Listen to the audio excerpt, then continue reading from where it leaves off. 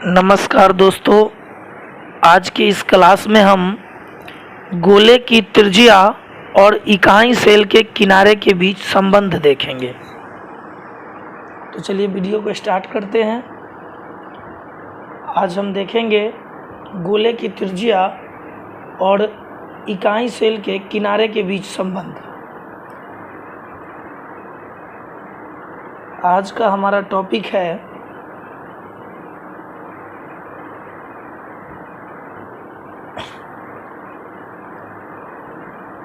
गोले की त्रिज्या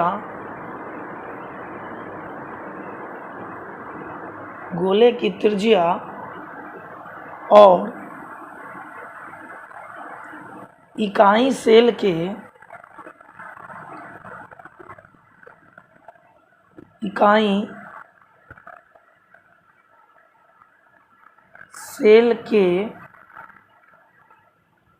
किनारे के बीच इकाई सेल के किनारे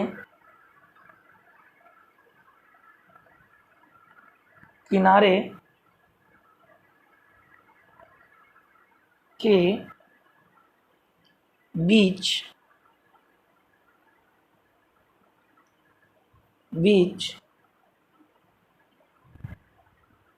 संबंध।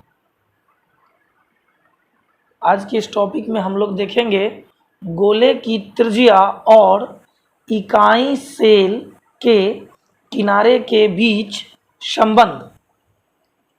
तो चलिए हम लोग देखते हैं।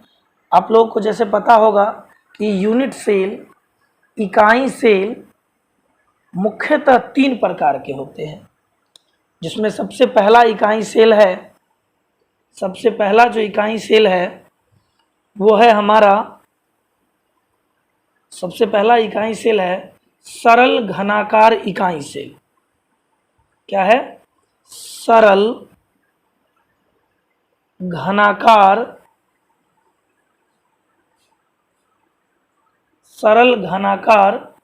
इकाई सेल। सरल घनाकार इकाई सेल। तो सबसे पहले हम लोग सरल घनाकार इकाई सेल में देखेंगे इसकी त्रिज्या की गणना कैसे होगी। चलिए इसके लिए सबसे पहले हम एक सरल घनाकार इकाई सेल की रचना करते हैं। एक बनाते हैं सरल घनाकार इकाई सेल।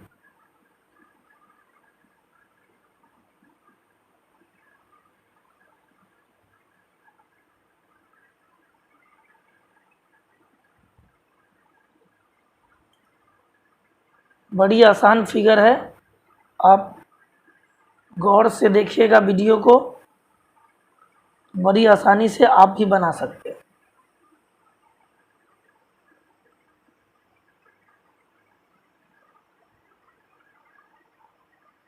ये हमारा बनकर के तैयार हो गया सरल घनाकार इकाई सेल, सिंपल यूनिट सेल।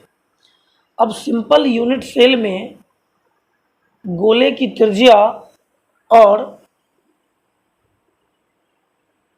इसके किनारे के बीच हम संबंध स्थापित करेंगे।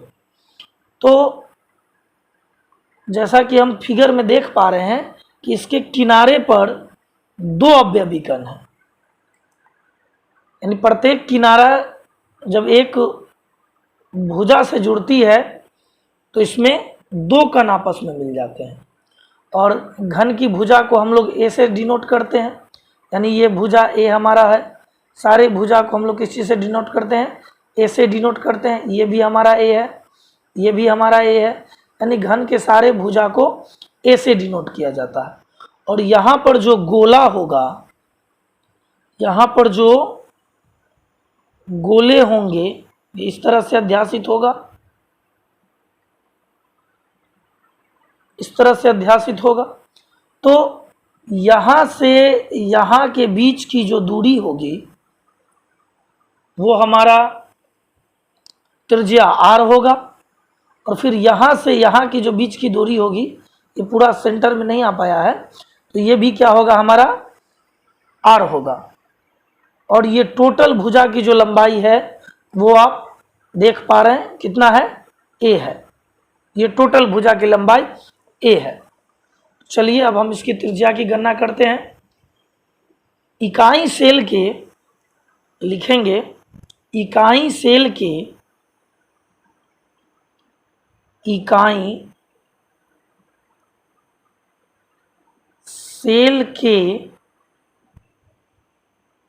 प्रत्येक इकाई सेल के प्रत्येक किनारे की लंबाई, इकाई सेल के प्रत्येक किनारे की लंबाई बराबर, हम इसको स्मॉल ए से डिनोट किए हैं तो स्मॉल ए मान लेते हैं, तथा गोले की त्रिज्या क्या हो जाएगी, गोले की त्रिज्या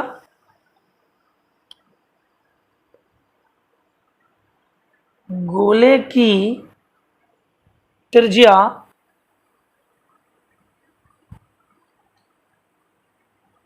की त्रिज्या ये बराबर क्या माने हैं, स्मॉल आर, लिख देते हैं स्मॉल आर।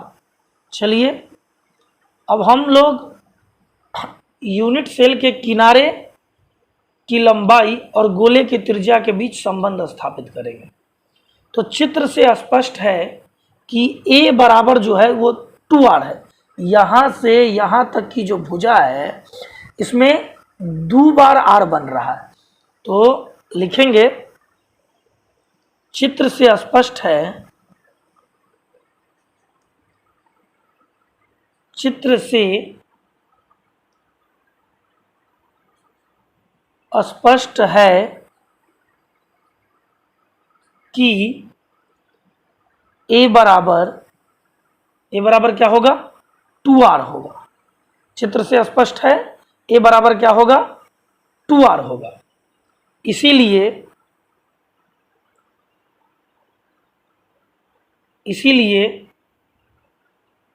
r बराबर क्या हो जाएगा, इसीलिए r बाहर निकाल लीजिए, a बराबर 2r, तो r बराबर कितना हो जाएगा, a बाई 2। r बराबर कितना हो जाएगा, a बाई 2। तो दोस्तों सिंपल यूनिट सेल में r की गणना करना बड़ी आसान है, ज़्यादा कोई परेशानी नहीं होगी।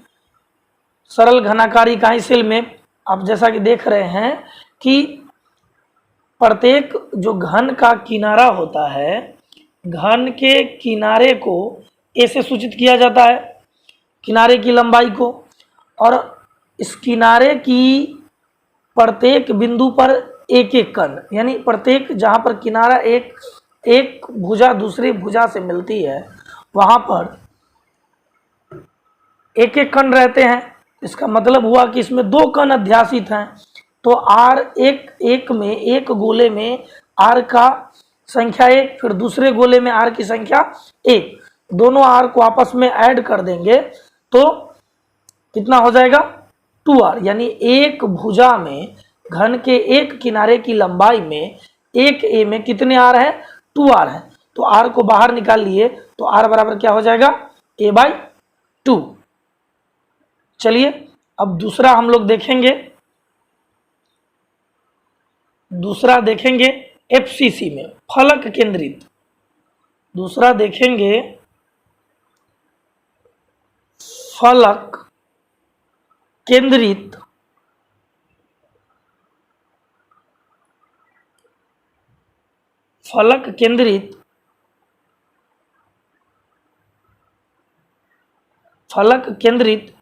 इकाई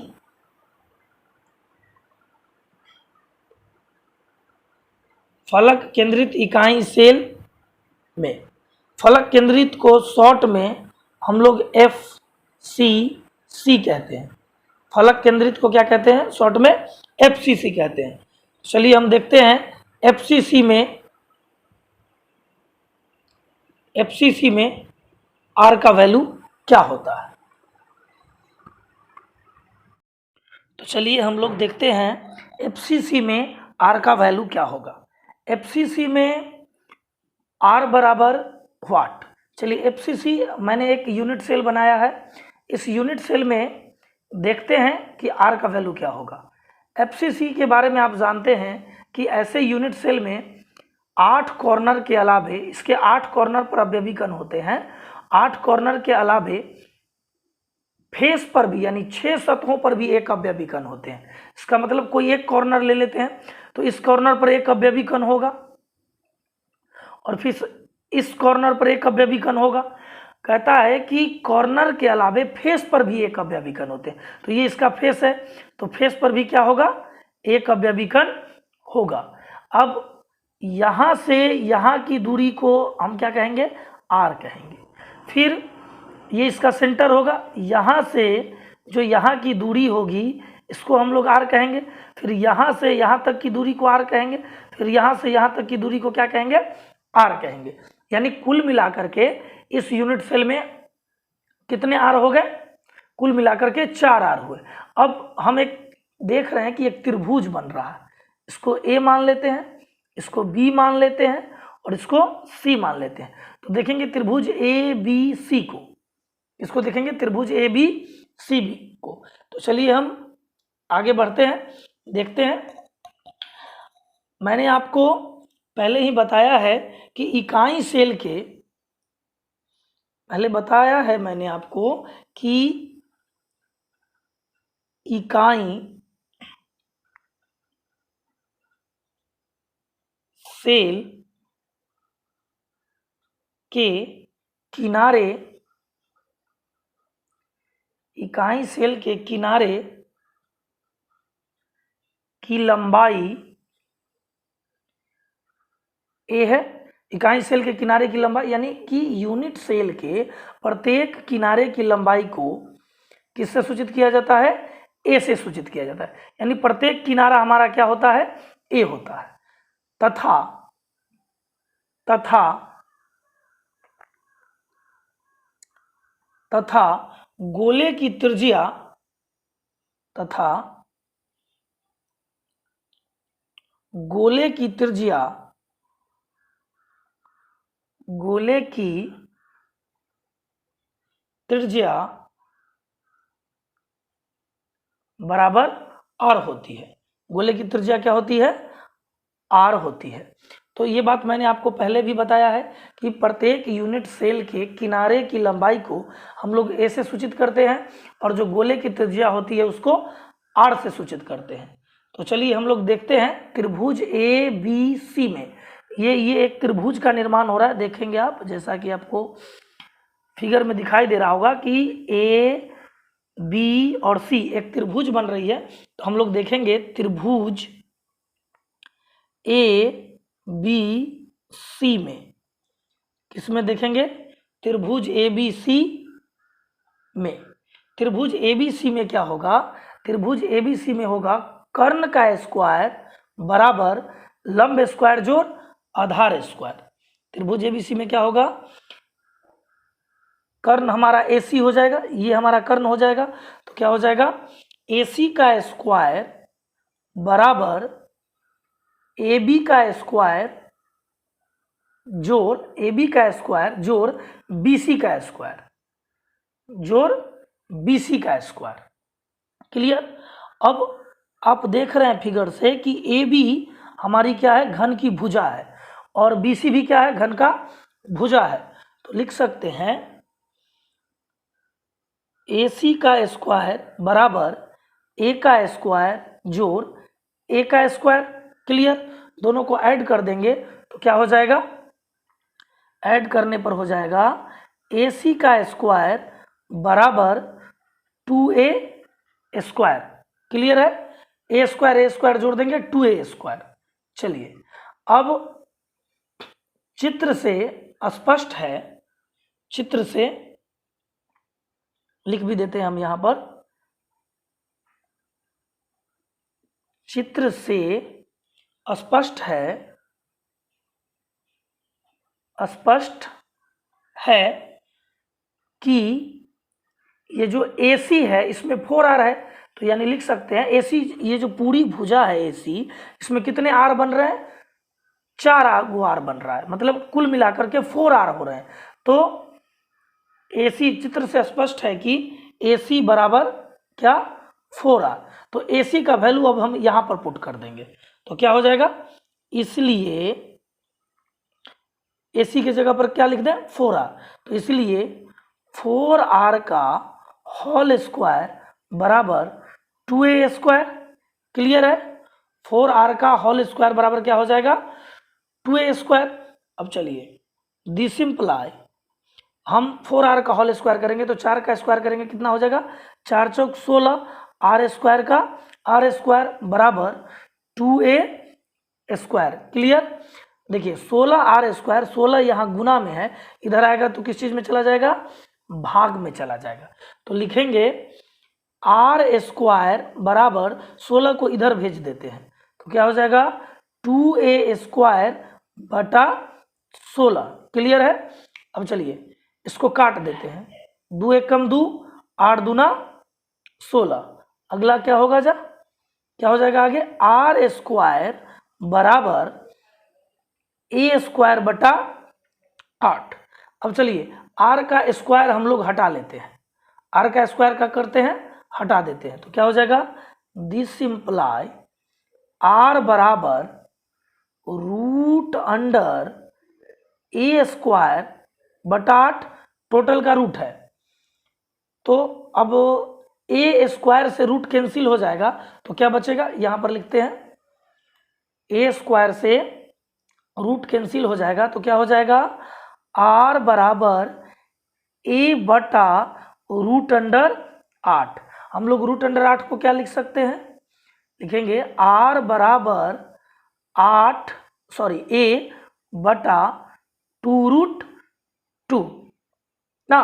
तो हमने देखा कि FCC में R बराबर क्या हो गया, FCC में R बराबर हुआ A बटा 2 रूट 2। FCC में R बराबर क्या हो गया 2 रूट 2। क्लियर है, तो इस तरह से हमने सिंपल यूनिट सेल में R बराबर देखे, सिंपल यूनिट सेल में R की गणना किए। तो सिंपल यूनिट सेल में R का वैल्यू आया A/2, यानी भुजा का आधा जो होता है वो हमारी त्रिज्या होती है। और फेस सेंटर्ड यूनिट सेल में हमने देखा कि R बराबर A बटा 2 रूट 2 होता है। तो अगर आपको हमारा ये वीडियो अच्छा लगे तो लाइक करिएगा, कमेंट करिएगा, शेयर करिएगा और चैनल को सब्सक्राइब ज़रूर करिएगा। और इस फॉर्मूला पर नेक्स्ट वीडियो में हम आपको बताएंगे बॉडी सेंटर्ड यूनिट सेल में R की गणना कैसे करते हैं, और फिर तीनों simple unit cell, face centered unit cell और बॉडी सेंटर्ड यूनिट सेल में जो R की वैल्यू हमने निकाली है, इस पर न्यूमेरिकल कैसे बनेगा वो हम अगले वीडियो में आपको बताएंगे। तो आप हमारे चैनल को सब्सक्राइब ज़रूर करिएगा। धन्यवाद।